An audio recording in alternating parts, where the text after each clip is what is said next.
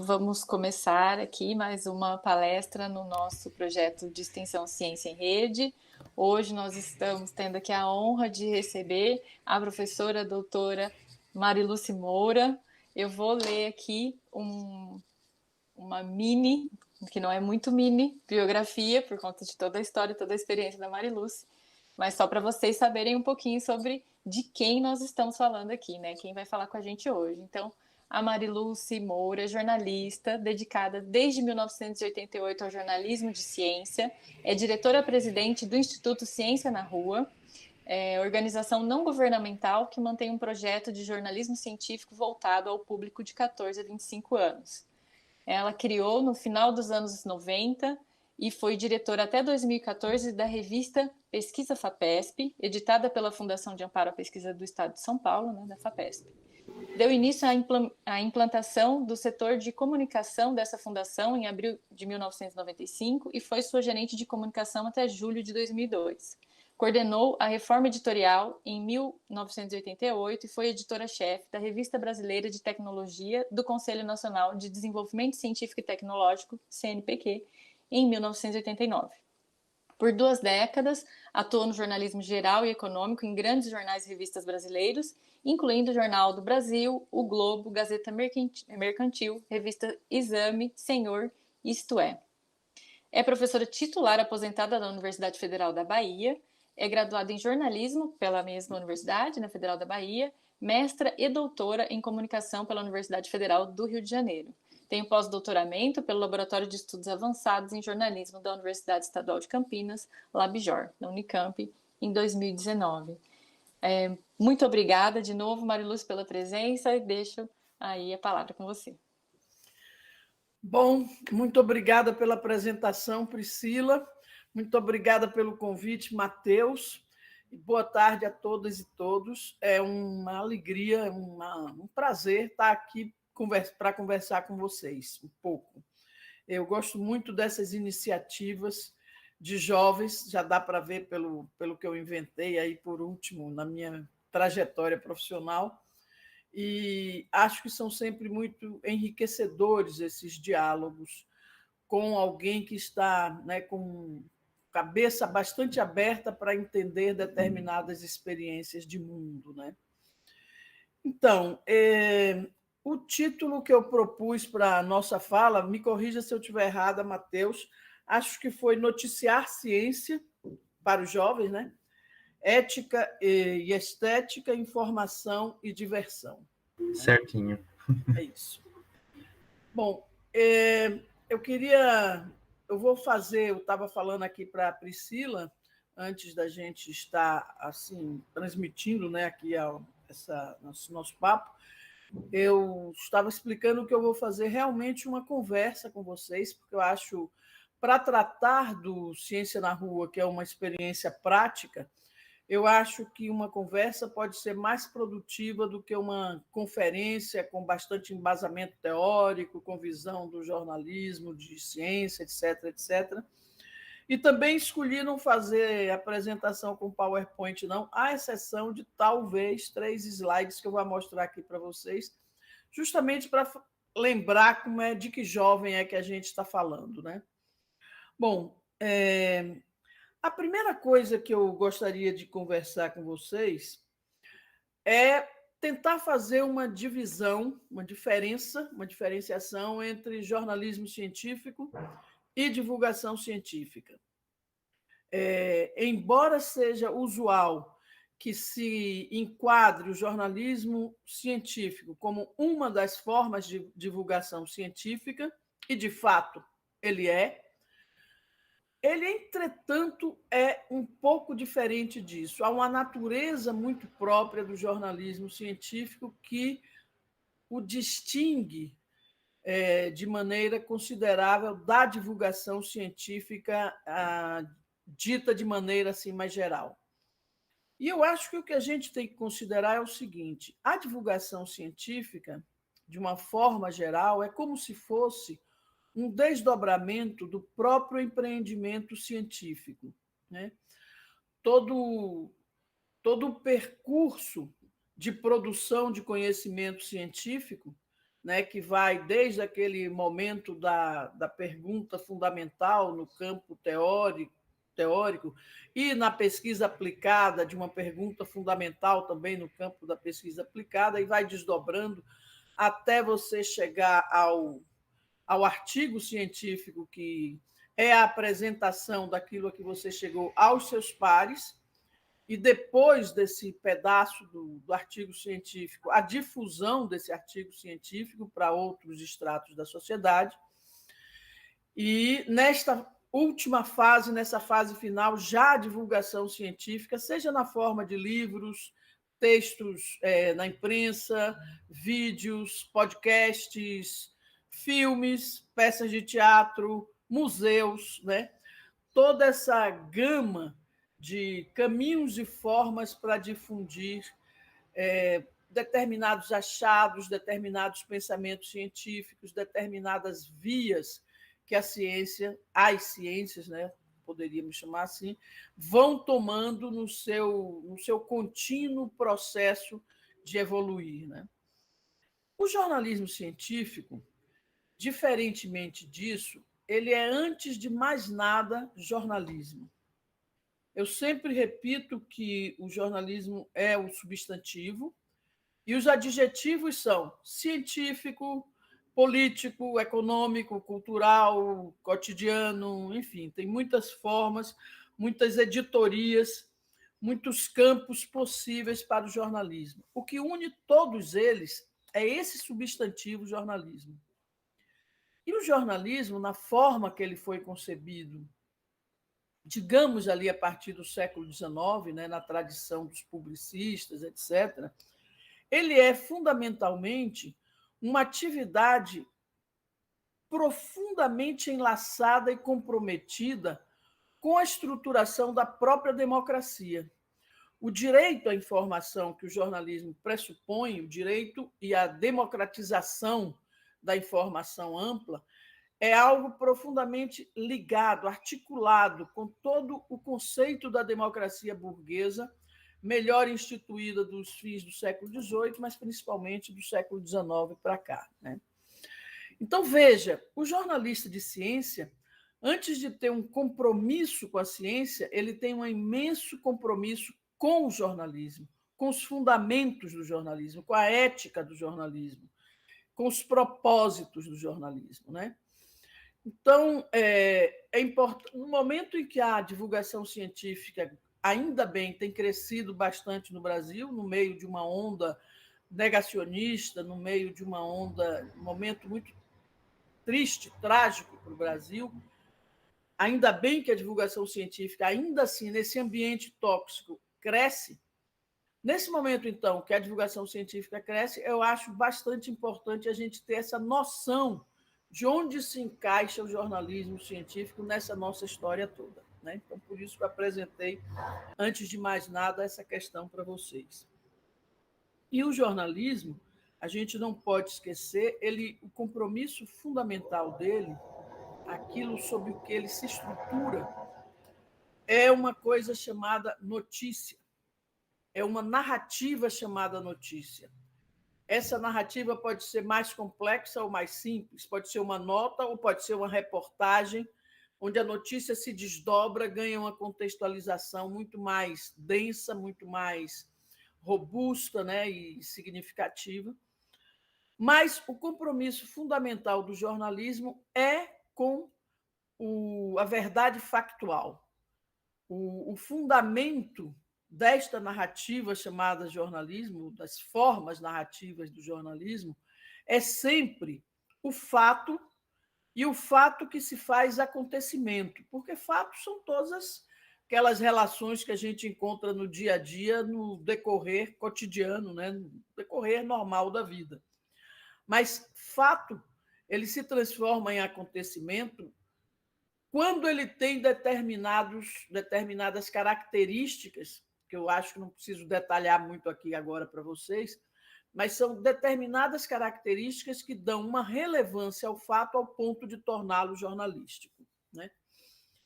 Bom, posto isso, a pergunta seguinte me parece que seria: ok, jornalismo é diferente de divulgação científica, e por que, então, fazer jornalismo de ciência? Né? Por que noticiar fatos e acontecimentos do fronte da ciência? Mas, então, por que fazer, por que cobrir ciência? Ora,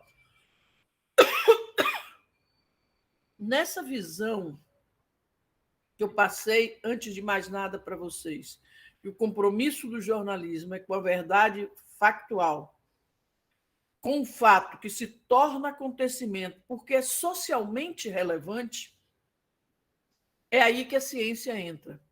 Os fatos, no âmbito da ciência, eles podem ser de extrema relevância social. E aí eu estou falando social num sentido muito amplo, que engloba também a relevância política, a relevância econômica, a relevância cultural, etc, etc. Tudo aquilo que faz de um fato algo relevante para a sociedade como um todo. Então,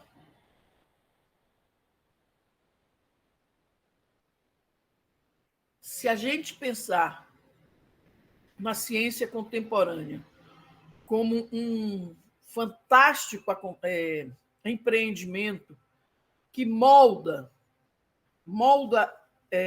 define em grande medida a forma da vida contemporânea, a maneira como a gente existe e se relaciona hoje no mundo, se a gente entender que a ciência é um âmbito que é orgânico à constituição da própria sociedade contemporânea, aí a gente também vai entender rapidamente que o jornalismo, com suas preocupações de levar a verdade factual mais relevante para o público em geral, não poderia deixar de prestar atenção naqueles acontecimentos que se dão no fronte da ciência. Quando a gente fala da ciência contemporânea, a gente está falando, sobretudo, do século XVIII para cá. Mas as primeiras publicações de jornalismo científico são, assim, as mais consistentes e que permanecem até hoje, são publicações do século XIX, da primeira metade do século XIX. Então, a revista Scientific American, por exemplo, se eu não estou enganada, nesse momento, é de 1845.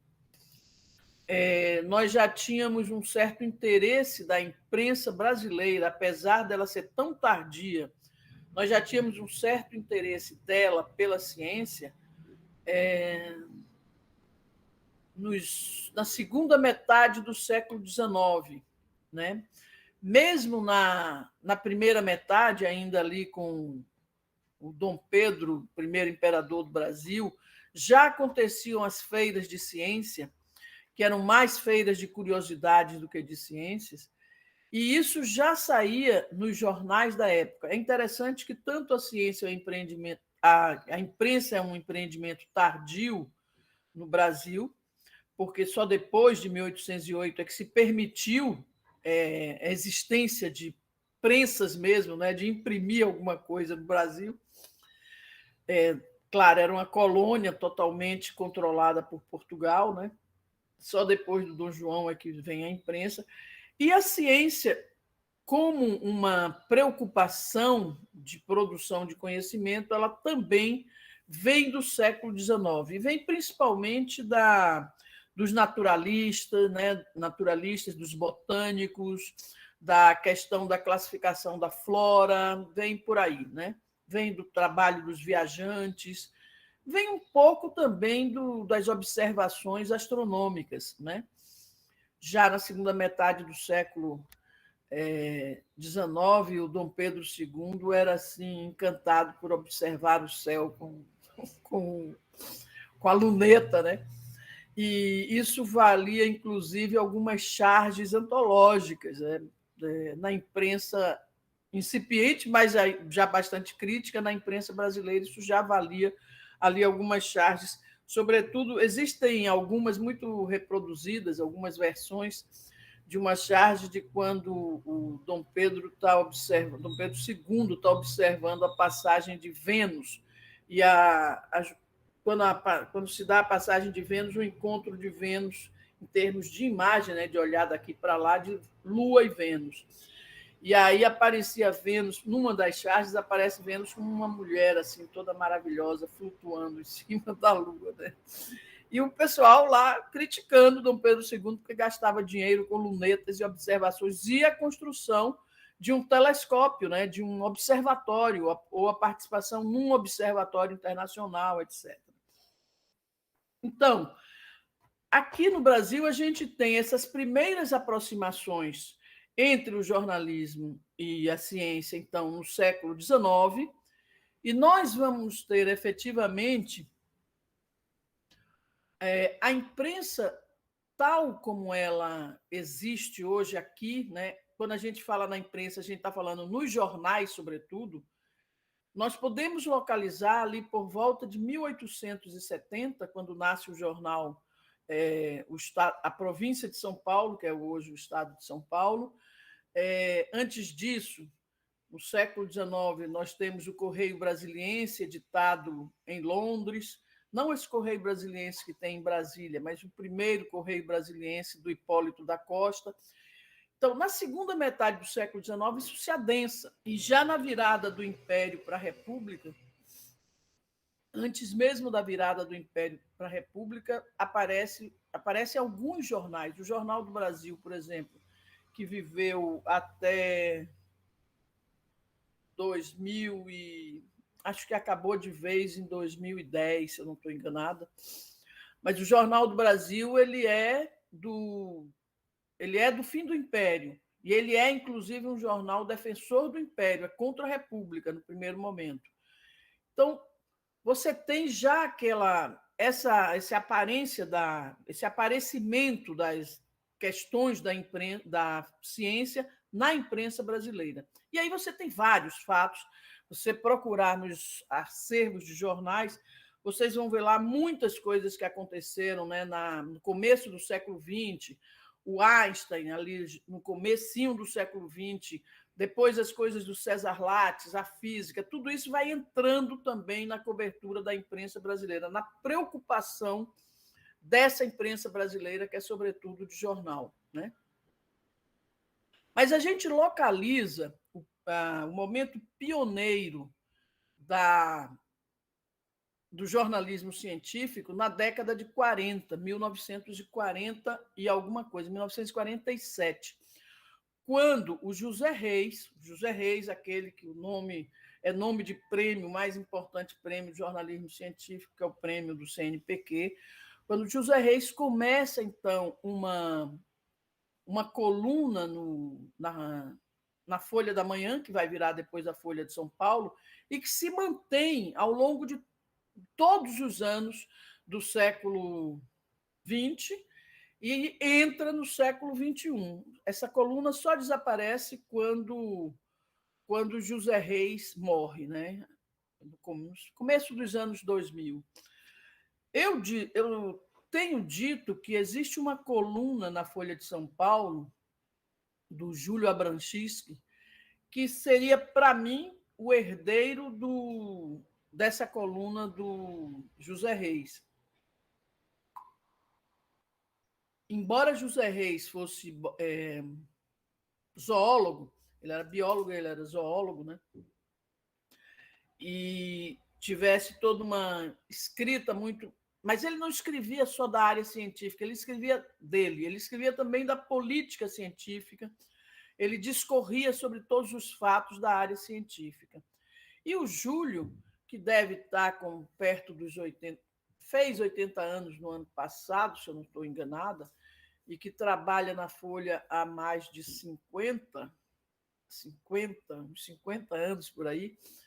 O Júlio é cardiologista, mas ele é um jornalista. Foi ele que fez o primeiro congresso de jornalismo científico aqui no Brasil, lá nos anos 70. O Júlio também trata de vários aspectos das questões da ciência e da política científica na coluna dele, todo fim de semana, na Folha de São Paulo. Então, essas tradições se mantiveram.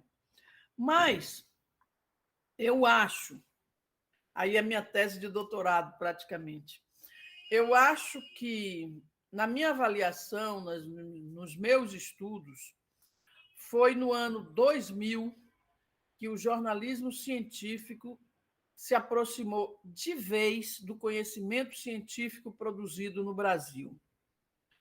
Porque, se vocês forem olhar jornais antigos, vocês vão ver que existiam cadernos de ciência no fim de semana, desde os anos 40. Tem uma tese do Bernardo Esteves, o Domingo é Dia de Ciência, que fala de um caderno de ciência que tinha num jornal carioca antes dos anos 50. E nos anos 70 e nos anos 80, você tem caderno de ciência dentro da Folha de São Paulo, você tem página de ciência dentro do Estadão, você tem uma série de coisas realmente da ciência brasileira. Acontece um hiato, né? Como o Brasil tem uma ditadura feroz ali de 1964 a 1985, a cobertura que se dava à ciência brasileira até 64 parece, eu não posso afirmar isso com todas as letras, é uma hipótese que eu levanto na minha tese de doutorado, parece que há um arrefecimento disso nos anos da ditadura. E aí, só a partir dos anos 80, volta-se de novo, desde a redação de jornal, a encarar a produção da ciência brasileira. E eu, meio ambiciosamente, na minha tese de doutorado, propus que o momento em que, de fato, a mídia, aí já não a imprensa nos termos de jornal, etc., mas a mídia, portanto, entrando já aí rádio, televisão, começando levemente a internet, a mídia redescobre a ciência brasileira e a capacidade de se produzir ciência no Brasil, no meu entendimento, na virada para o século XXI. E eu proponho que o acontecimento que faz a mídia brasileira redescobrir a ciência brasileira é o sequenciamento genético da Xylella fastidiosa, que é o primeiro projeto de genômica a rigor feito no Brasil, de sequenciamento genético feito no Brasil. Por que eu digo isso? Veja, eu acompanhei isso muito de dentro, né? Porque a FAPESP propôs que o projeto de sequenciamento da Xylella fastidiosa, que é a bactéria responsável pela praga do amarelinho ou clorose variegada dos citros nos laranjais, e a FAPESP começou esse projeto em 1997. E de 1997 até o começo de 2000, antigamente se demorava muito para sequenciar um micro-organismo. Não era essa coisa rápida como hoje, que se sequencia o SARS-CoV-2 ao chegar no Brasil em 48 horas. Não era assim, levava-se muito tempo, os sequenciadores eram máquinas complicadas, a tecnologia que se tinha não tinha essa agilidade, essa velocidade. Ainda se estava experimentando trabalhar em redes de laboratórios, né? 30 laboratórios, 200 cientistas. Então, quando, na verdade, o Brasil termina o projeto da Xylella fastidiosa em fevereiro de 2000, desde 97 já vinha sendo... já havia todo um noticiário, toda uma... como que eu diria? Toda uma informação que ia da FAPESP para os meios de comunicação sobre o avanço do projeto. Então, quando finalmente o sequenciamento ficou pronto, toda a mídia estava com informação suficiente para noticiar e fazer vídeo, e fazer isso, fazer aquilo, com grande conhecimento de causa. Então, aquele negócio foi em fevereiro de 2000, foi um acontecimento jornalístico, um acontecimento político, porque os cientistas que trabalharam nisso foram premiados numa cerimônia na Sala São Paulo, todos com medalhas dadas pelo governador, mais de 200 cientistas. Foram recebidos, uma delegação foi recebida por Fernando Henrique Cardoso no Palácio da Alvorada. A festa na Sala São Paulo parecia uma festa de Oscar, né? Foi um momento assim foi um momento incrível de visibilidade. E quando em julho saiu o artigo científico na Nature, de novo a ciência, de novo a mídia restartou e começou de novo a noticiar sem parar o que era que havia de novidade, o que é que o projeto da Xilela Fastidiosa trazia de novidade para o modo de produzir ciência no Brasil. Como acelerava isso, como abria campo para os grandes projetos, etc, etc. E aí eu digo que, naquele momento, a ciência brasileira entrou na pauta das televisões, da TV Globo em particular, para não sair mais, não sair até hoje, né? Continua lá. Então, o que eu queria contar para vocês é que já estou avançando aqui bastante da minha hora, já estou aqui quase a meia hora falando e não entrei ainda no Ciência na Rua, mas isso porque eu queria contar para vocês é que há um processo entre esse momento, em 1988, quando eu comecei a fazer jornalismo científico, e o ano 2000, onde, de fato, vai acontecer uma visibilização crescente da ciência brasileira, uma percepção na mídia de que produz-se conhecimento no Brasil, né? E isso é um movimento, para mim, determinante para o crescimento do jornalismo científico. É fato que nos anos 80, após a redemocratização, no final dos anos 80, em 87 surge a revista Super Interessante. Em 89, a gente faz a transformação da Revista Brasileira de Tecnologia, do CNPq, numa revista muito mais jornalística. Infelizmente, o Collor só deixou ter dois números dessa nova fase, porque cortou os recursos do CNPq e não tinha como manter a revista. A revista é uma coisa cara, nunca mais teve a Revista Brasileira de Tecnologia. Em 89 surge a revista Globo Ciência, o programa Globo Ciência de TV é anterior, mas a revista de 89, e se transforma na Galileu, né? É essa revista. Então, você tem, no fim dos anos 80, uma moldagem ali para o interesse jornalístico que vai crescer até os anos 2000 de maneira clara, né? E seguir depois dos anos 2000. Bom, mas a questão, veja, para entrar no Ciência na Rua, eu preciso dizer para vocês o seguinte: ok, se noticia ciência. É claro que os jovens estavam na mira de quem fazia jornalismo de ciência. A Super Interessante foi uma revista pensada para os jovens, em 87. Né? Quando eu era criança, havia uma revista americana traduzida e adaptada para o Brasil chamada Seleções Juvenis, e traziam várias questões de ciência, de pensamento sobre o futuro, de como é que seriam os carros do futuro, a tecnologia e a ciência do futuro. Eu nem me lembro quem é que editava essas seleções juvenis, mas era uma revista pequena e era divertida de ler. Eu era uma leitora firme dela.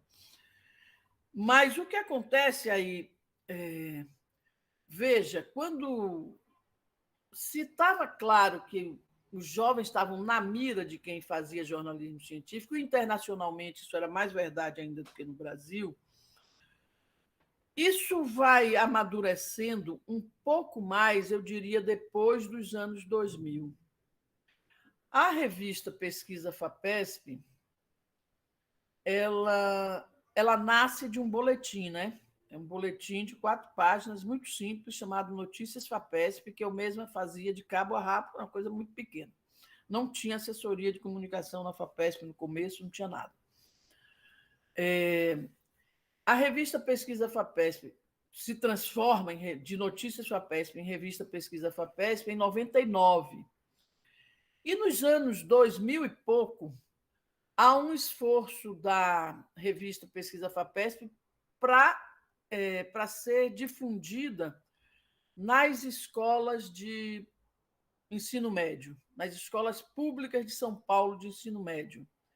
Quando o professor Carlos Vogt era presidente da FAPESP, isso era 2003, 2004, por aí, e o O secretário de Educação de São Paulo era um ex-reitor da Unesp, eu não vou saber o nome dele. Ele morreu no ano passado e ele tem um sobrenome bem difícil e eu não vou me lembrar agora. Talvez eu lembre até o final da nossa conversa aqui. Ele era o secretário de Educação, então os dois tentaram trabalhar muito nessa ideia de fazer um lote das revistas da pesquisa FAPESP chegar aos professores de ciências de ensino médio. Só que a logística para montar isso e fazer toda a conversa com os professores não conseguia avançar porque a burocracia da Secretaria de Educação é muito complexa, muito complicada.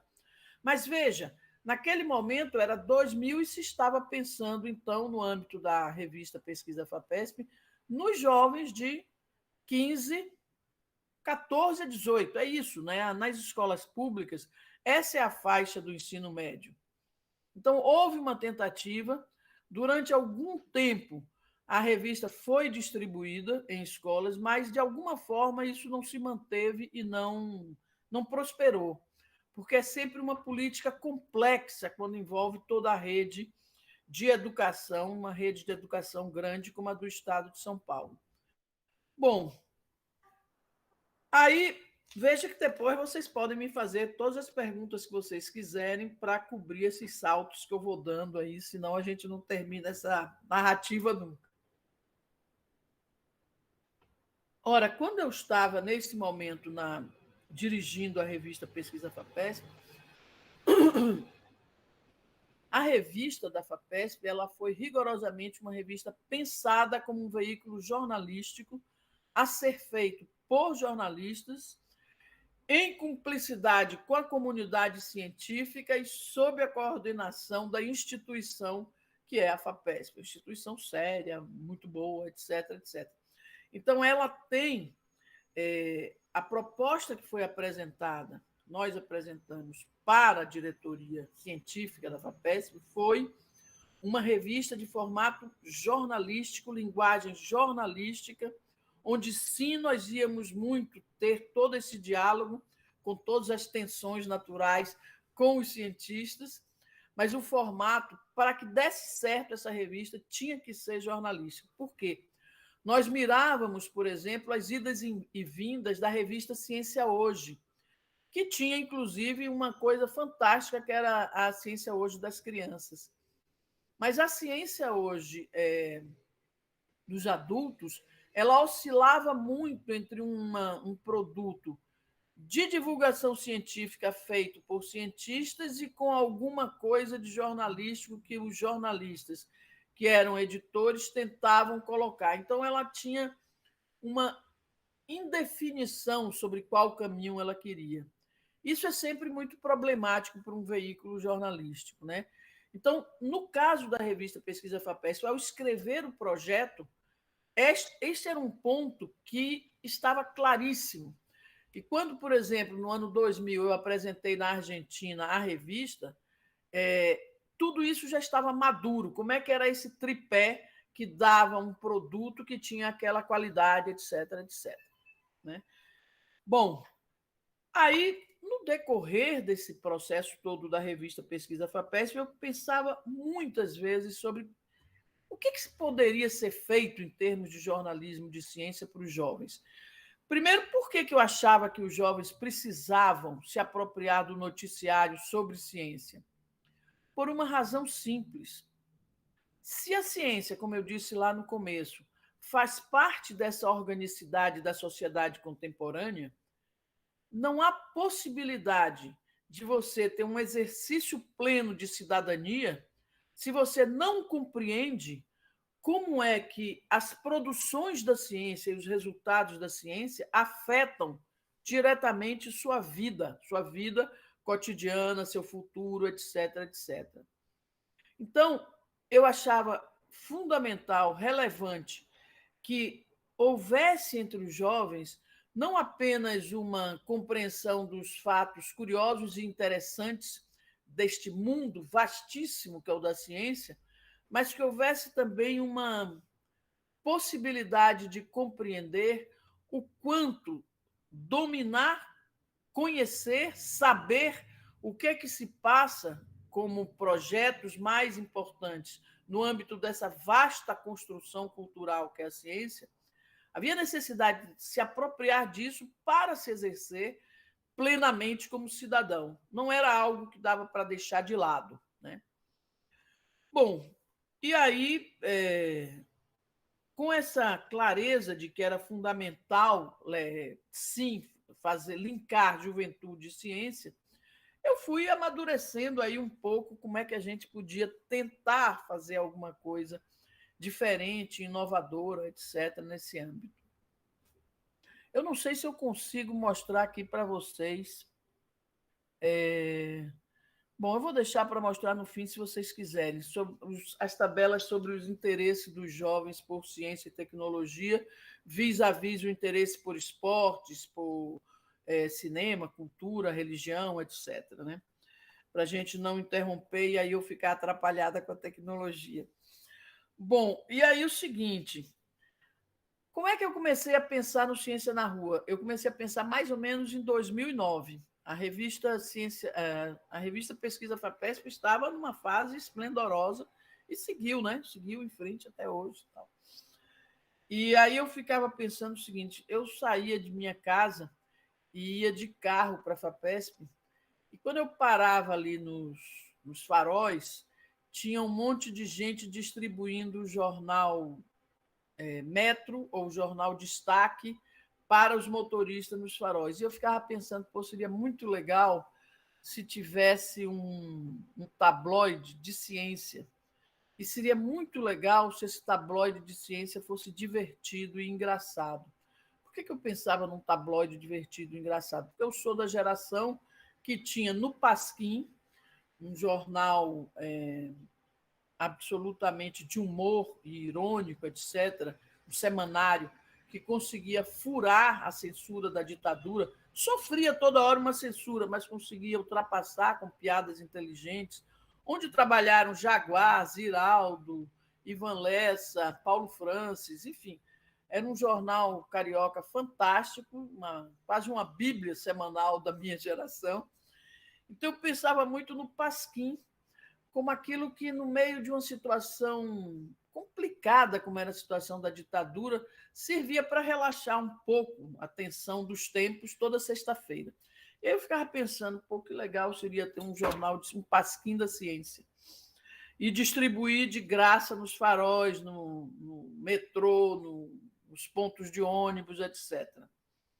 Bom, eu ficava tentando amadurecer isso. Cheguei a escrever algumas ideias sobre isso, mas quando finalmente essa ideia tomou corpo e eu decidi que dava para sair da pesquisa FAPESP, porque já era um projeto extremamente maduro, que andaria com as próprias pernas, não dependia mais de mim, e eu já tinha mais de 60 anos, e eu dizia assim, não, vou gastar mais 20 anos para fazer um outro projeto. Então, eu tenho que sair agora, porque eu não vou ficar trabalhando na frente de um projeto jornalístico até 90, né? Então, eu precisava fundar esse projeto que eu queria tanto, que para mim o nome já era claramente Ciência na Rua, eu precisava fundar ele ainda naquela fase.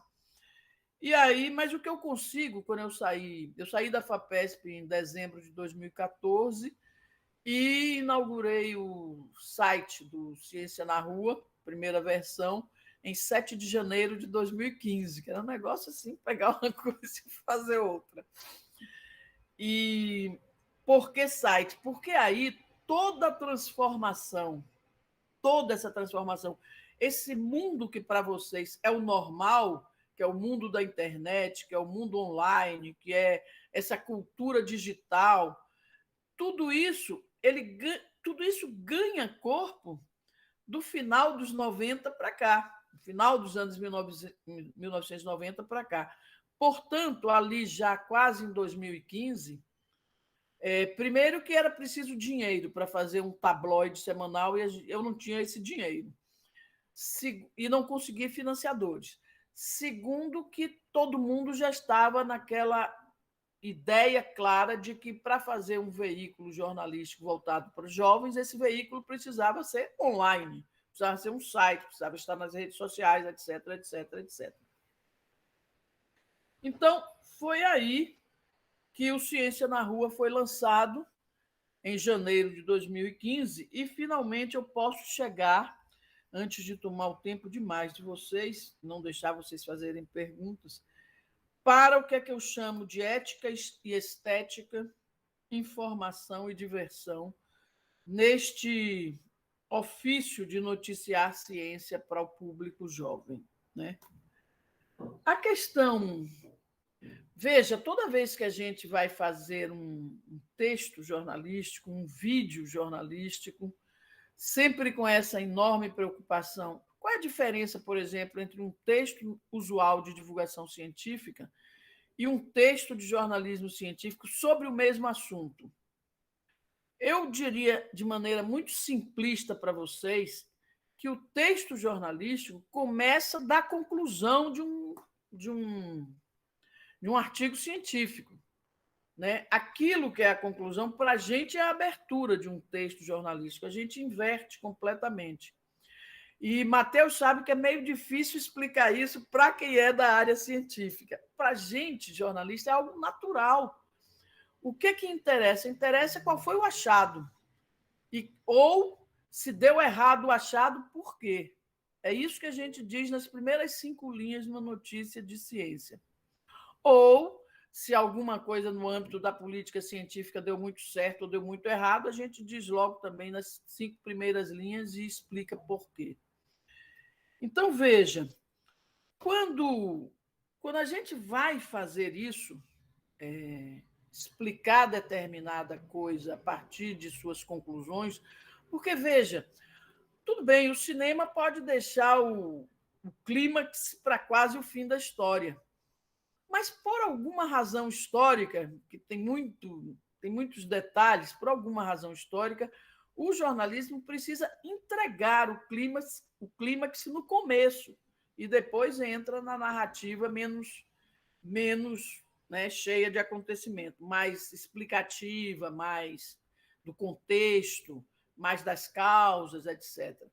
Mas aquilo, o que está logo no primeiro parágrafo, o famoso lead jornalístico que diz o que, como, quando, onde, porquê, né?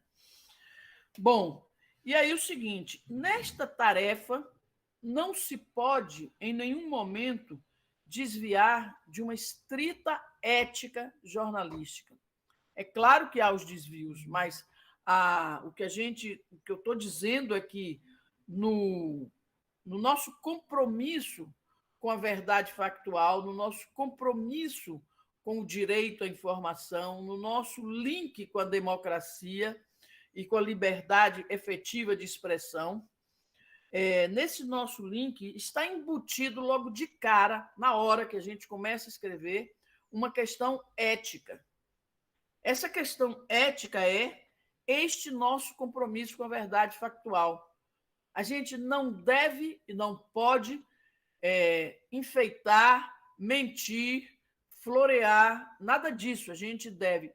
É claro que a gente pode dizer de uma forma mais criativa, mais elegante, mais ou menos original, mas a gente vai realmente, nessa observância ética, manter, ao narrar a primeira coisa de uma notícia jornalística, esse vínculo fundamental ético, que é nosso compromisso individual, e esse compromisso é um pouco... Eu diria que ele está estabelecido, ele pode não estar escrito, mas ele está estabelecido com a sociedade. Esse compromisso nos diz que a gente precisa informar a verdade factual, a gente não pode mentir, a gente não pode inventar patranhas, a gente não pode, a gente precisa dizer a verdade efetiva. Então, esse é o primeiro âmbito. E aí, tanto faz, eu digo que tanto faz que seja podcast, vídeo, texto escrito ou fotografia, o que for, né? E aí, essa ética ela é muito ligada a uma estética, né? Tem uma estética da narrativa. Isso que eu estou dizendo, que a gente pega a conclusão e joga para cima, porque o nosso esforço como jornalista é, de fato, atrair a atenção do leitor ou do... Como chamamos quem fica vendo, enfim, o leitor ou o ouvinte de rádio ou a audiência do programa de TV ou enfim, das redes sociais. Veja, esse casamento entre ética e estética você precisa usar das ferramentas para atrair esteticamente o outro sem trair seu compromisso ético. Então, essa dupla está posta ali de cara. E isso está posto para a economia, está posto para a política.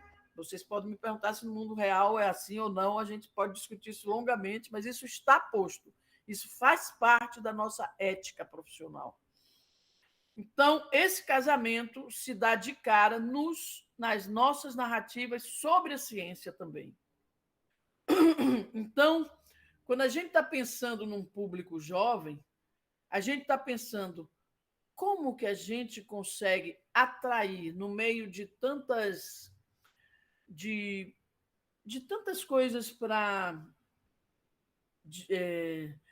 tirar a atenção de fatos de ciência, né? No meio de tantas notícias, no meio de tantas novidades, no meio de tantas frases curtinhas no Twitter ou nas redes que os jovens usam, tantos vídeos no TikTok, etc.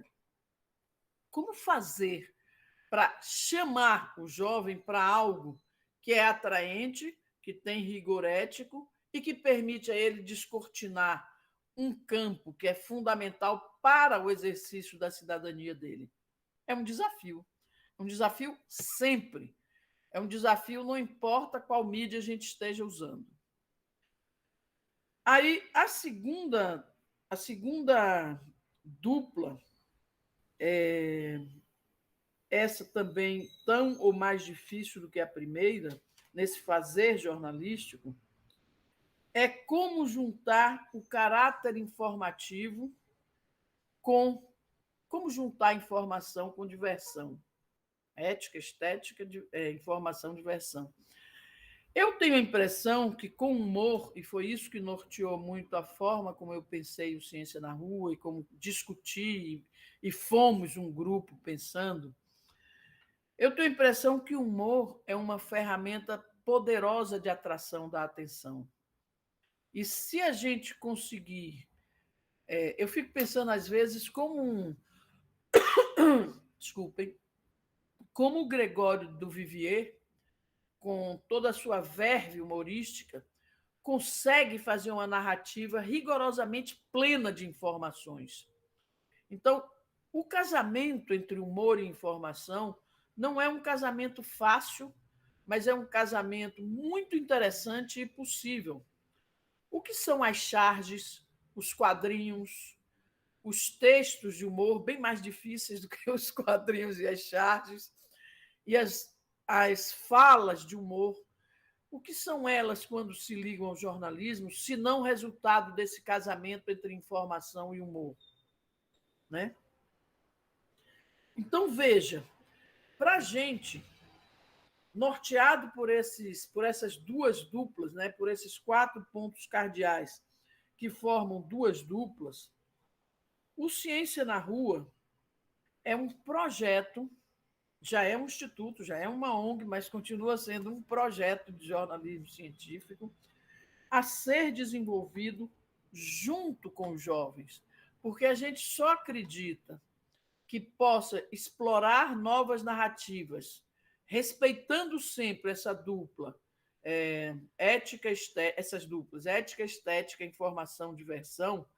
A gente só vai conseguir fazer isso se nós criarmos, junto com esse nosso público sonhado, né? Esse público que a gente quer tanto, se criarmos, junto com esses jovens, novos formatos narrativos da notícia sobre ciência.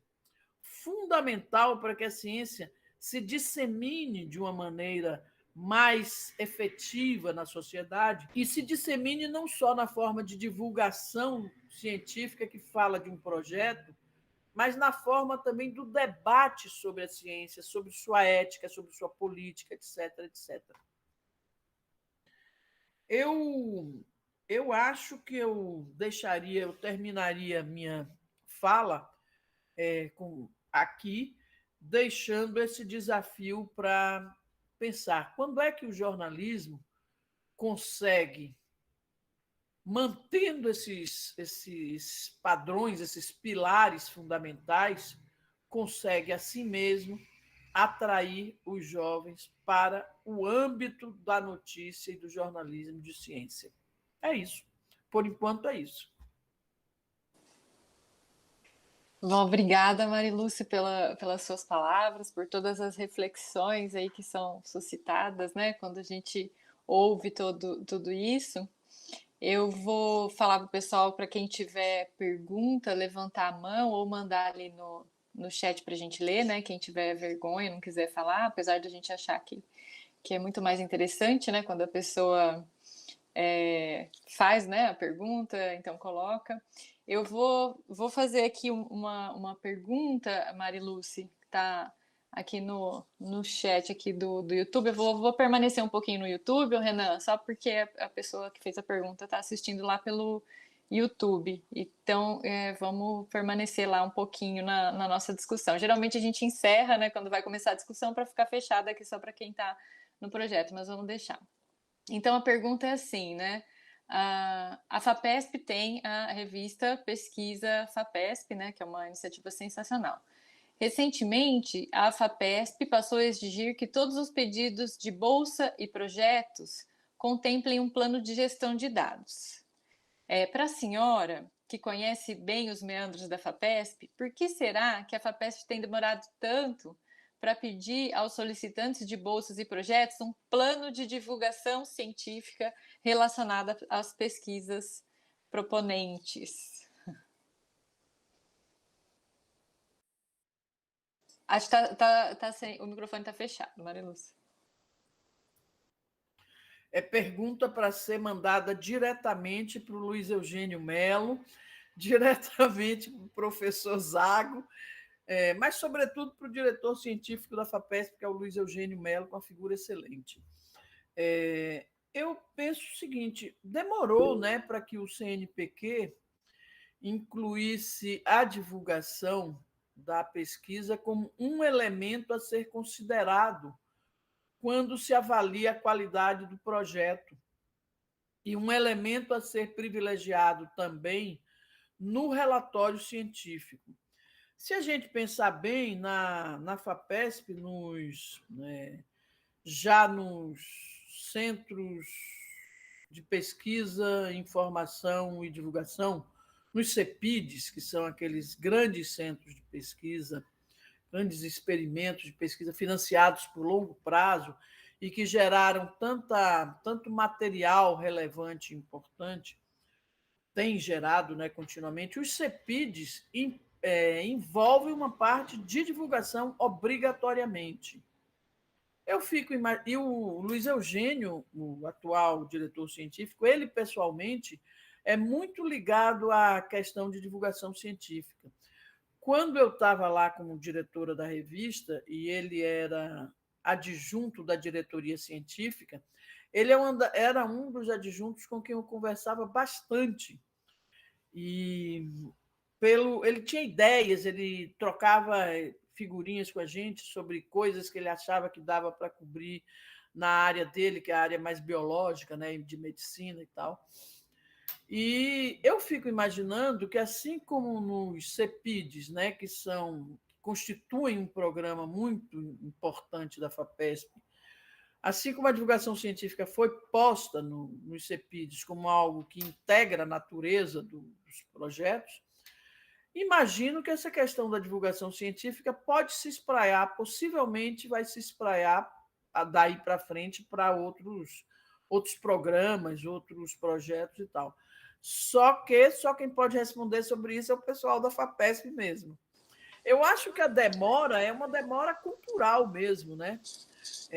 Até que o campo científico não manifestasse resistência a incorporação da divulgação científica como algo que faz parte do próprio empreendimento científico, isso demora. Agora, veja, a FAPESP é criada em 1962, tanto que está saindo os fascículos do livro dos 60 anos, que eu estou lá entre os editores.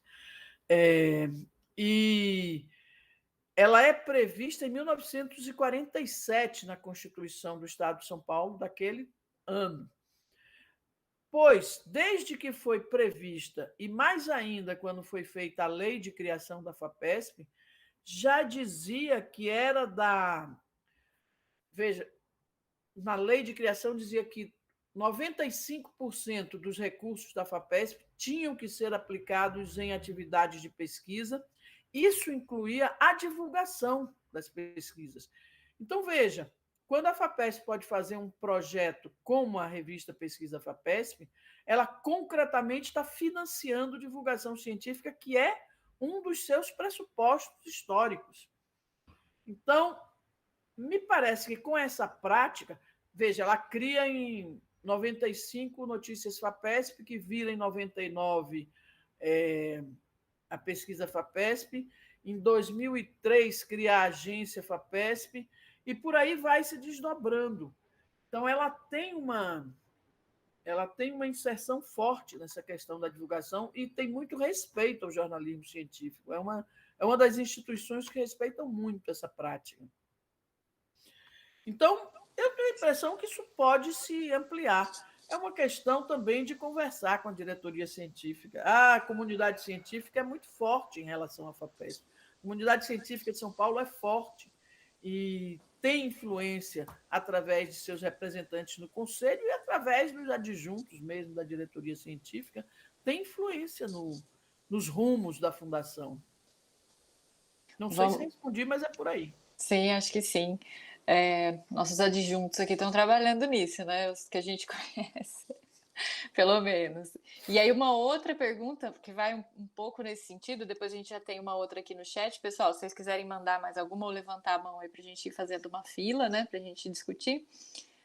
No seu entendimento, as universidades, né? USP, Unesp, Unicamp, falando das paulistas aqui, né? Divulgam adequadamente a sua pesquisa, sendo que possuem suas assessorias de imprensa, jornais, sites, etc.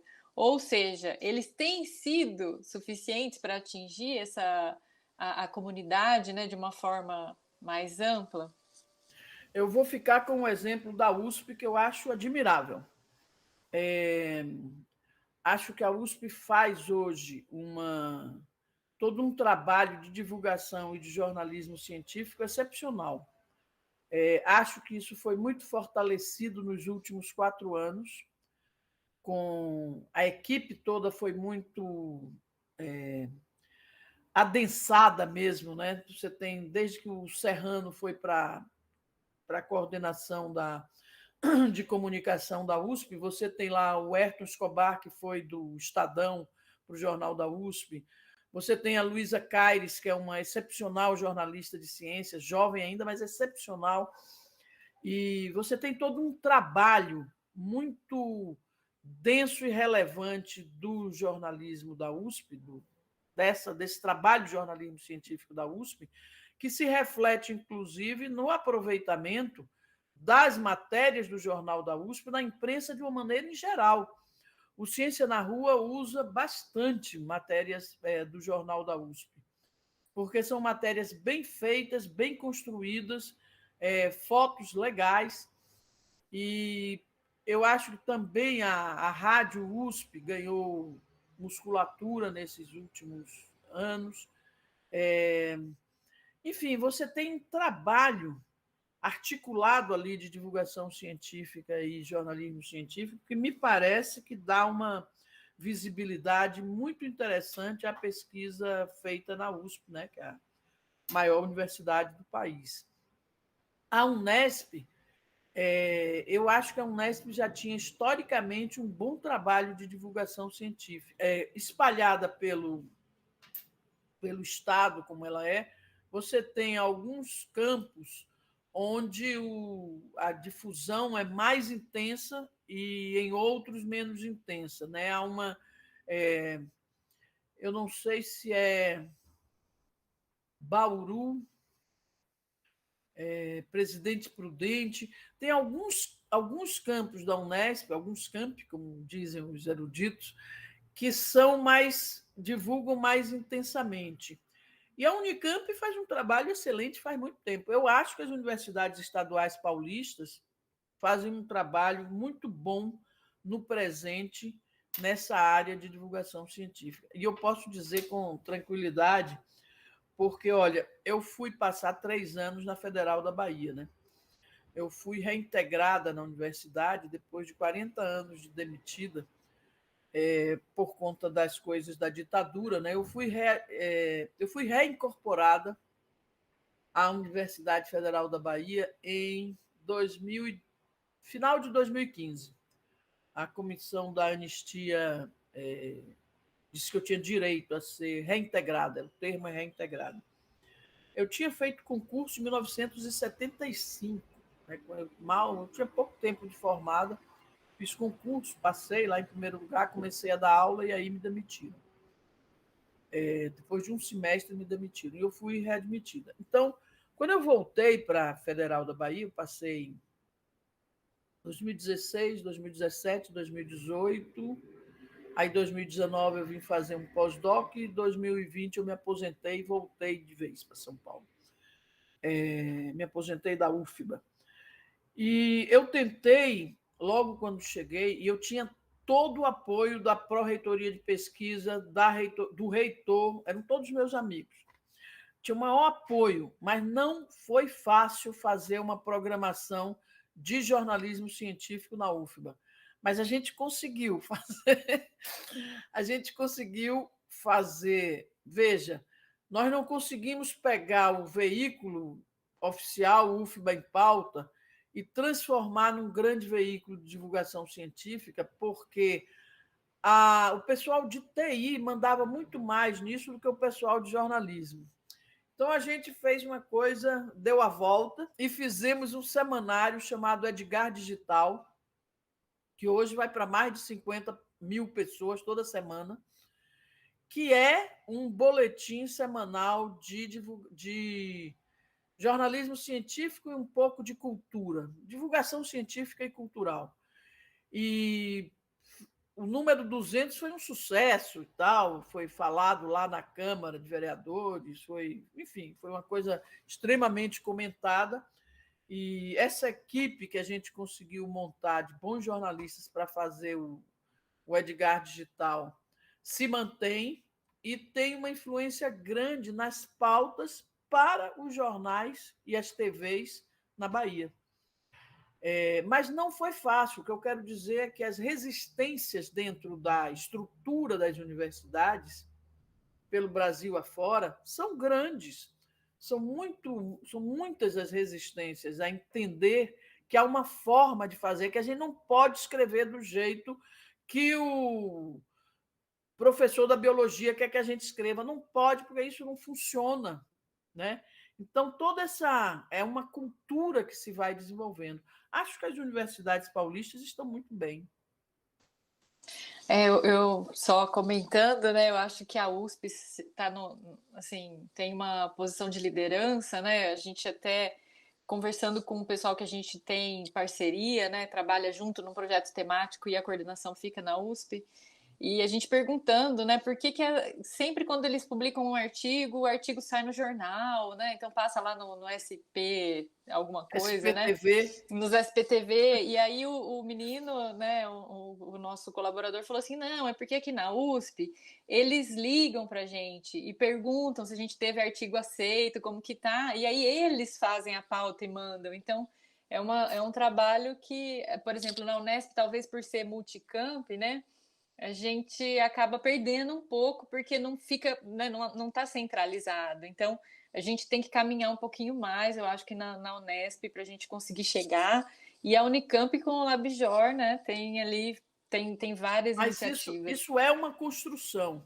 Essa construção envolve você mesmo, no âmbito da universidade, produzir bons materiais jornalísticos e, ao mesmo tempo, você ter uma assessoria de comunicação da universidade que converse sempre com os órgãos de comunicação, com os jornalistas, e que você avise que determinadas coisas vão sair. Então, é muito necessário essa interação, porque na FAPESP mesmo, se você pensar, a construção foi assim: você faz primeiro uma assessoria de comunicação, aí você cria o veículo, você fortalece a assessoria de comunicação. Quer dizer, no âmbito das instituições, este link com a mídia em geral tem que ser bem pensado, bem montado e bem estruturado. E não pode ficar dizendo jornalista erra tudo que a gente diz. Não pode, porque senão a coisa não avança. Nem sempre é erro, é um modo diferente, é uma outra cultura. Então, tem especificidades da linguagem que o pessoal da universidade vai dizer, tá bom, pode falar assim, então. Isso é uma outra coisa que a gente sempre discute ali no Ciência e Ponto, né? Quando a gente está produzindo material que, às vezes, a gente quer falar de uma forma que não fica exato. Mas, às vezes, você precisa abrir mão da exatidão para você comunicar mais facilmente, né? Então, não ficou exato, né? Aquele conceito não ficou tão exato. Talvez não, você perca um pouco em exatidão, mas você ganha em conseguir comunicar, em a pessoa entender um pouquinho melhor, né? Mas isso é uma dificuldade aí que a gente nota não só no cientista, como quem ainda nem se formou, né? Já tem Então, essa. Ah, a mas isso não é questão é a bem. seguinte: como é que um jornalista sério se coloca ante sua fonte de informação, que é o artigo e o próprio pesquisador, né, o cientista? Veja, a gente só vai escrever, ou só vai filmar, ou só vai fazer o podcast, quando a gente entendeu o que é aquilo, qual é o resultado, como se chegou àquilo. Quando a gente entendeu tanto a conclusão quanto o processo que levou àquilo, e qual a importância daquilo no contexto daquele campo específico, é nessa hora que a gente consegue transmitir bem. Transmitir bem não é dar todos os detalhes. Transmitir bem e com precisão, não necessariamente com exatidão, mas com precisão, é você conseguir transmitir aquilo a que se chegou de uma maneira inteligível para o outro. Você quer que o outro entenda. Você é como um professor daqueles legais, não os ruins, os bons. Você tem que funcionar como um bom professor que vai transformar, não numa coisa didática, mas numa coisa que você tem uma cumplicidade entre a sua linguagem e o universo, cultural daquele público para quem você está falando. Por isso você fala de uma forma para quem tem 10 anos, de outra forma para quem tem 20. Eu dizia o seguinte, a minha visão da revista Pesquisa FAPESP, desde sempre, era assim: a gente precisa escrever as matérias, as reportagens, de uma forma que o pós-graduando de Química entenda o que a gente está contando de uma pesquisa da sociologia. E que o pós-graduando da ciência política entenda o que a gente está contando de uma pesquisa de física. Então, no caso da pesquisa FAPESP, era como fazer narrativas que fossem inteligíveis para pessoas bem formadas de diferentes campos. No caso de uma experiência como a do Ciência na Rua, eu diria que o desafio é como tornar inteligível algo que é relevante para quem não é tão bem formado quanto o estudante de graduação e de pós-graduação de tal coisa. Como que eu falo para o garoto de 18 anos, que ainda está no primeiro ano do ensino médio e não no terceiro, nem entrou na universidade, como é que eu falo sobre doenças, sobre dados novos de doenças sexualmente transmissíveis, por exemplo, é importante para ele se posicionar. Eu tenho que saber falar, eu não posso falsear a informação, mas eu não preciso dar uma tranqueira, um amontoado de siglas e nomes que tornem opaca a informação. Veja, a gente tem que ter esse trânsito. A comunicação é algo que se dá no trânsito entre as pessoas, né? Na troca. Então, acho que é mais ou menos isso.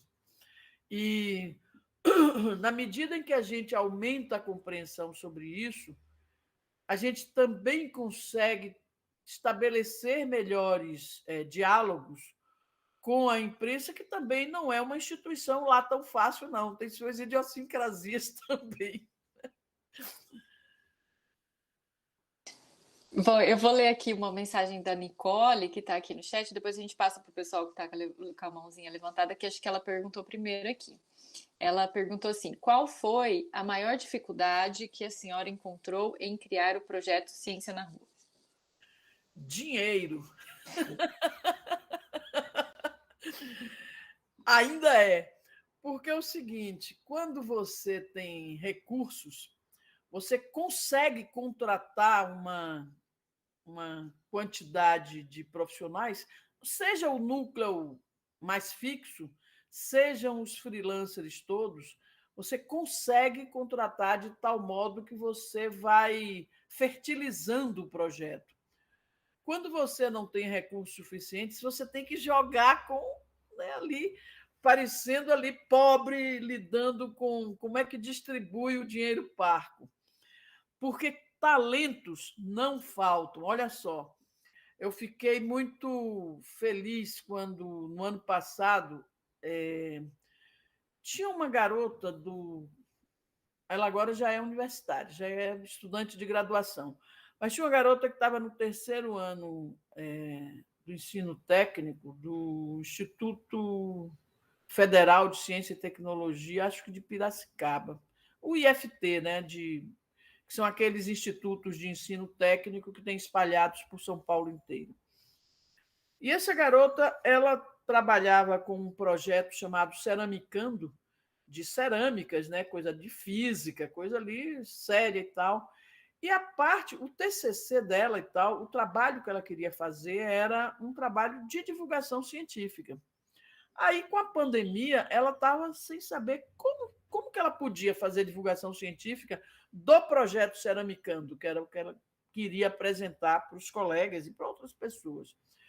E aí o professor dela, um cara muito legal, chamado Uirá, eu acho que ele é do Cenepem e é também professor nos IFTs, ele agora está no de Hortolândia, se eu não me engano, cara da física. O Irá entrou em contato comigo e perguntou: você acha que o Ciência na Rua pode dar algum apoio para Lara e tal? Eu disse: certamente, peço para ela me ligar. Aí a Lara me disse o que era esse projeto Ceramicando, né? Como é que era essa história de desenvolver novos materiais a partir de cerâmica no âmbito, uma coisa ligada à pesquisa científica já mais avançada, mas que tinha um trabalho também no âmbito do ensino médio, e que ela queria divulgar isso. Eu digo, é fácil, né? Se a gente está no meio de uma pandemia e não vai poder fazer nada presencial, você poderia propor alguma coisa de algumas lives, algumas entrevistas coletivas online com pesquisadores dessa área. E aí os seus colegas assistiriam, fariam perguntas, etc, etc. A gente montou um negócio super legal, que tinha sempre um pesquisador e 3 estudantes. Os 3 são excelentes. E esses 3 estudantes eram como se fosse a bancada de jornalistas e eu coordenava a bancada de jornalistas. A gente discutia antes, a depender de quem fosse o entrevistado, eles me mandavam as perguntas que eles queriam fazer e eu sugeria que aumentasse para ali, diminuísse para cá. Foi como uma espécie de oficina de como usar o jornalismo como oficina para difundir conhecimentos online mesmo. né? Tanto eles estavam sendo treinados como entrevistadores, quanto os colegas todos, que eram mais de 30, estavam sendo treinados nessa coisa de fazer perguntas para os pesquisadores também à distância e em ouvir toda essa dinâmica e tal. E o primeiro texto que ela me mandou, porque, veja, depois da gente apresentar isso ao vivo nos canais do YouTube, do Ciência na Rua, etc., e também no canal lá do Instituto, né, do Instituto de é ICT ou é Instituto Federal, IFCT, Instituto Federal de Ciência e Tecnologia de São Paulo. Nos canais deles e do Ciência na Rua, depois de tudo isso, né, dessa apresentação ao vivo, ela tinha que escrever um texto sobre a primeira apresentação. E ela me perguntou se podia fazer em primeira pessoa, narrando.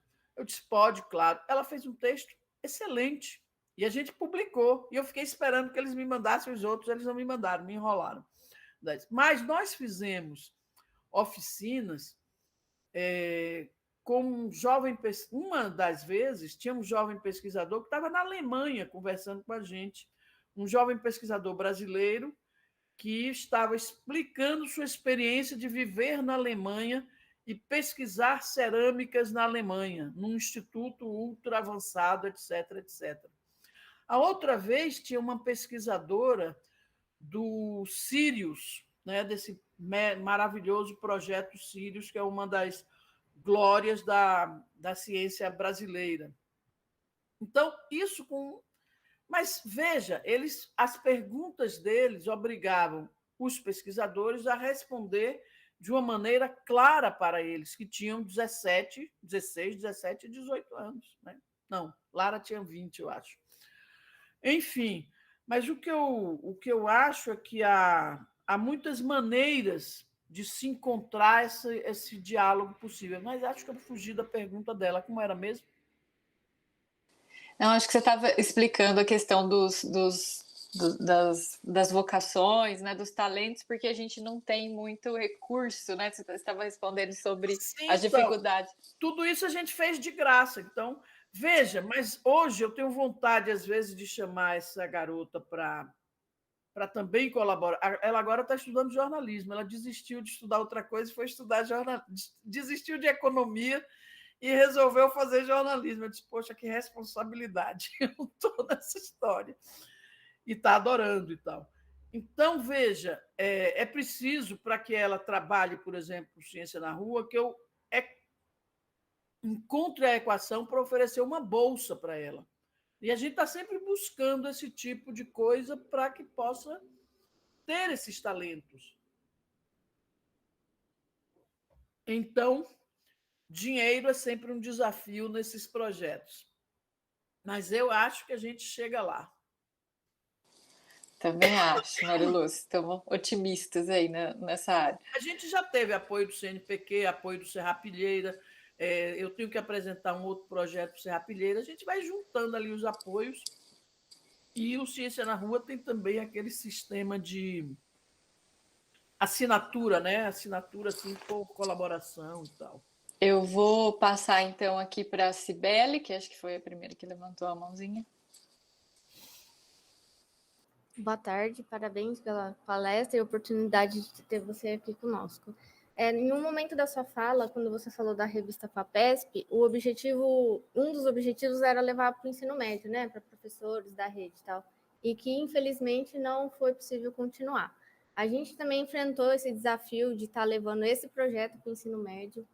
A adesão foi muito além do que a gente esperava, né? Foi baixíssima. E aí eu queria saber se tem alguma estratégia certa ou não para a gente estar atingindo esse público, né? Porque vamos dizer assim, são eles que vão entrar para a próxima geração na universidade, nas graduações, e a gente não consegue chegar. É uma falha nossa do sistema. Queria sua opinião sobre isso, né? Como é difícil, realmente a gente sentiu essa dificuldade de trazê-los para nós. Obrigada. Obrigada, Cibele, pela pergunta, por essa questão que você traz, que é uma questão realmente relevante. Olha, eu tive uma reunião no começo deste ano, com um dirigente do Instituto Itaú, não, do Instituto Unibanco, que é muito voltado a projetos de educação, e nessa reunião com ele, ele dizia o seguinte: ele tem uma longa vivência nessa questão de projetos voltado à faixa de 14 a 18 anos, é o final do fundamental e mais o ensino médio. E os experimentos deles eram principalmente no Ceará, em Goiás. São 3 estados onde o Instituto Unibanco tem mais projetos piloto. E a gente estava discutindo porque havia uma intenção, naquele momento, de fazer alguma coisa com ciência na rua também. Terminou não dando certo esse ano, mas, enfim, a porta está aí aberta. O que ele estava me dizendo é o seguinte, que há sempre dúvida sobre se não é mais eficaz atingir os estudantes do ensino médio através dos professores. Ou seja, que seria a sensibilização dos professores para determinadas formas de como falar de ciência, como discutir ciência, como experimentar ciência, etc., que terminaria tendo um efeito sobre os alunos. E porque, segundo ele, pela estrutura do próprio ensino no país, é meio difícil você atingir diretamente os alunos dentro das escolas sem passar pelos professores. É como se a gente, se, por exemplo, eu quiser chegar com uma proposta do Ciência na Rua dentro de uma escola pública, sem ter a cumplicidade dos professores de física, matemática, biologia, etc., eu não vou conseguir falar para os meninos. Porque, veja, eles já estão sobrecarregados com as formas e as tarefas e os conteúdos que eles têm que trabalhar a partir daquilo que os professores propõem. Se você manda, se você manda simplesmente alguma coisa a mais, um plus, além de tudo que eles já têm que fazer, parece que as coisas se tornam mais difíceis. Então, talvez algo para pensar seria pensar nos adolescentes, sim, transitando pelos professores do ensino médio e acho que do ensino fundamental também. Não sei, não, eu ainda não tenho uma conclusão, não. Esse é um dos nossos grandes desafios, como atingir a moçada jovem. Eu já pensei que é via escola, e aí pode ser que seja via os professores. Já imaginei muito em São Paulo, que é via o funk. Já imaginei.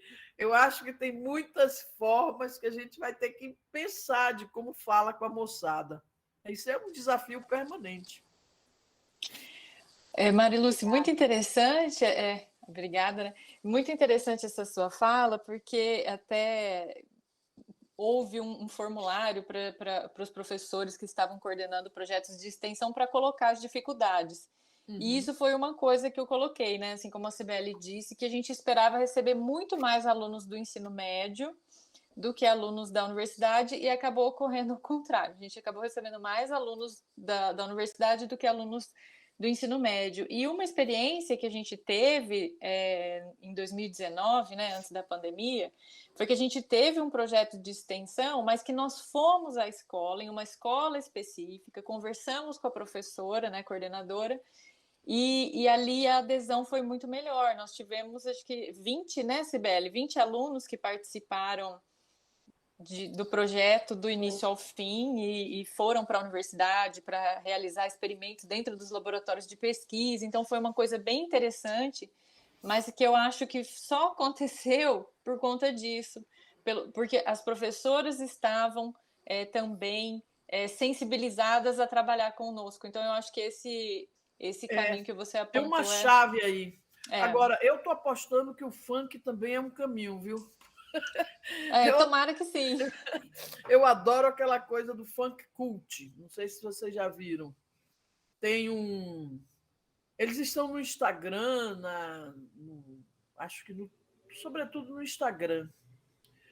E tem uma experiência fantástica, que eles pegam, por exemplo, poemas maravilhosos, clássicos, Camões, Drummond, Fernando Pessoa, e eles traduzem isso para uma linguagem do funk, do rap.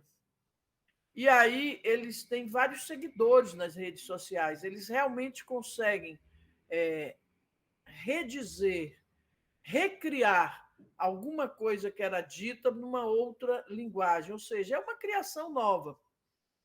E eu sempre acho que, em particular, aumentou muito minha expectativa nesse sentido com o funk do Butantan, da vacina do Butantan, que é do MC Fiote. Eu já estou até sabendo o nome de MC, tá vendo? Eu tenho a impressão que, se algumas questões da área de ciência forem naturalmente trabalhadas por jovens criadores de funk, você entra num processo de disseminação desse conhecimento por grupos periféricos interessantes, e tentei vários contatos já com eles. Já conversei com algumas pessoas, mas ainda tenho que insistir com os contatos para ver se junta um grupo de funk para fazer. Eles fazem isso, eles pegam determinados temas e trabalham.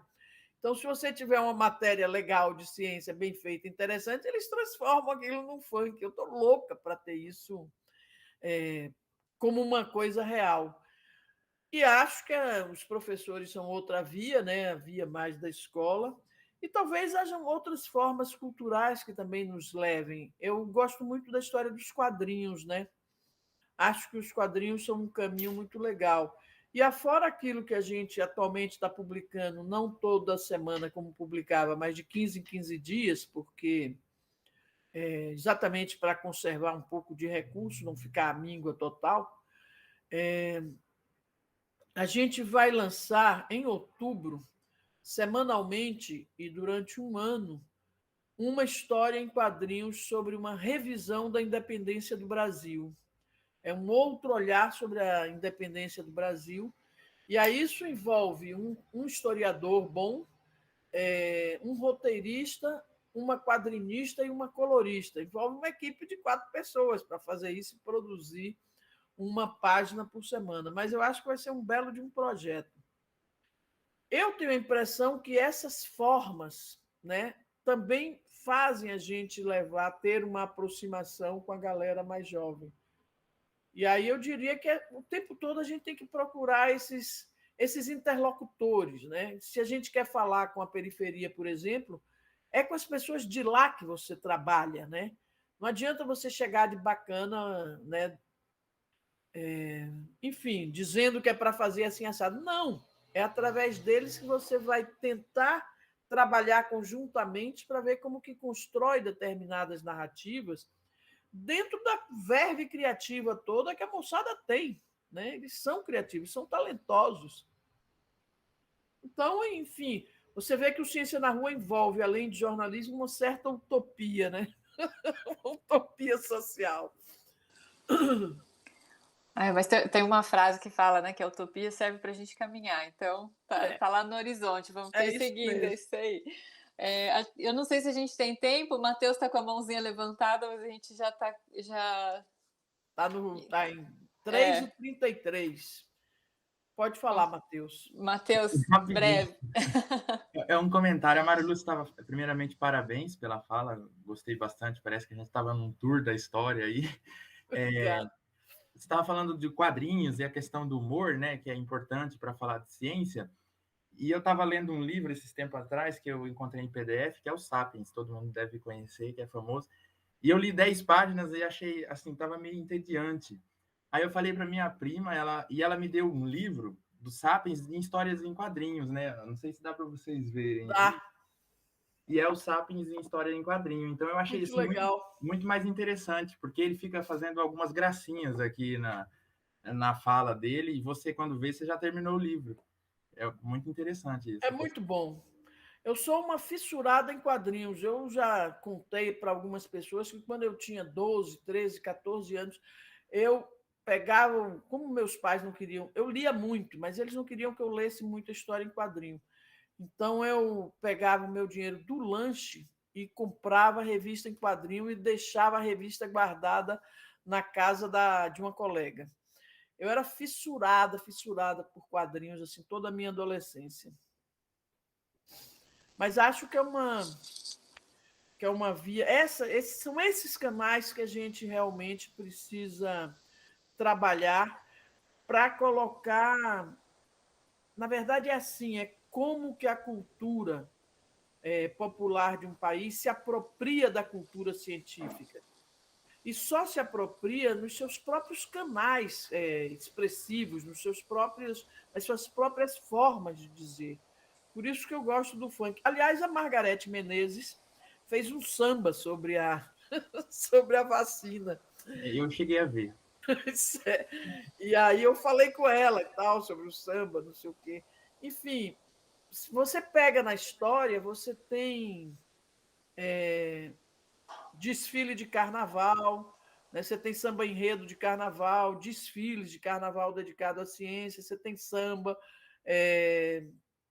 tem música de outro tipo, você tem em alguns momentos, assim, se você pega largamente a história, e tem vários artigos sobre isso escritos pela Luísa Massarani e pelo Ildeu. Ildeu, que foi secretário de Popularização da Ciência no governo Dilma. Nos dois, no governo e meio da Dilma, ou começou ainda no Lula, não lembro. Mas era presidente da SBPC, né, e o Deu Moreira, e Moreira Castro. Então, tem alguns estudos, alguns artigos dele sobre o uso da música na disseminação da ciência, muito interessantes. Mas, gente, acho que eu extrapolei meu tempo, né? Não, tá ótimo, assim, a gente poderia ficar aqui conversando muito mais tempo, mas a gente sabe, né, que a Mariluz tem os compromissos e tudo isso, mas de qualquer forma, eu gostaria de agradecer de novo enormemente, Mariluz, foi uma honra poder aqui trocar essas ideias, conversar, né, ouvir a sua trajetória, a sua experiência, né, eu acho que nos inspira a tentar fazer mais, a buscar outros caminhos, né? Então, só tenho a agradecer mesmo e deixar portas abertas, né, para a gente poder, no futuro, trabalhar, quem sabe, trabalhar juntos e fazer outras coisas e voltar a participar de projetos, enfim, tudo isso. Eu queria agradecer muito a vocês, dizer que as portas do Ciência na Rua também estão abertas para as parcerias com vocês. Foi ótimo, foi estimulante falar aqui com vocês e aproveito para fazer um convite. O Ciência na Rua está fazendo agora, começou no dia 15 de setembro e de 15 em 15 dias vai ter, quer dizer, às vezes é de 15 em 15, às vezes tem uma no meio, entre 15 dias, porque o tempo urge. Mas a gente está fazendo uma série de webinars com figuras interessantes sobre novos estudos para decifrar o Brasil contemporâneo. Então, no do dia 15 estava o Bruno Paes Manso e o Piero Lerner, que trabalham o Bruno sobre a questão das milícias, na influência das milícias no governo brasileiro, nessa quadra que a gente atravessa no país, e o Piero trabalha a questão dos militares. Já agora, na quinta-feira, sempre às 11 horas, das 11 ao meio-dia, na quinta-feira nós vamos ter o Gabriel Feltran e a Cristina. Gabriel Feltran é da UFSCar e a Cristina Vital é da Federal Fluminense. E eles vão falar um pouco mais sobre as relações entre política e religião. E o nome do webinar é... como é que é mesmo? É assim, os novos jagunços, isso é uma terminologia do Antônio Prata, os novos jagunços e o ideal da pátria cristã. E são estudos inteiramente novos, que eles realmente olham com novas lentes para o que se passa nesse momento na sociedade brasileira. Por isso, eles são muito instigantes mesmo. E como a gente está com dificuldade natural de entender o que é que a gente está vivendo, o que é isso, então esses webinários tentam contribuir com uma melhor noção de que tempos são esses que a gente vive. Então, se vocês quiserem assistir, é no YouTube do Ciência na Rua, é youtube.com/Ciência na Rua, tudo junto. Ótimo, já fica aí o convite a todo mundo a seguir as redes do Ciência na Rua. Obrigada, Marilúcia. Muito até obrigada uma próxima. A todos. Um abraço, boa tarde. Tchau, tchau, pessoal. Até mais. Tchau, foi ótimo. Obrigada, Matheus. Tchau, tchau.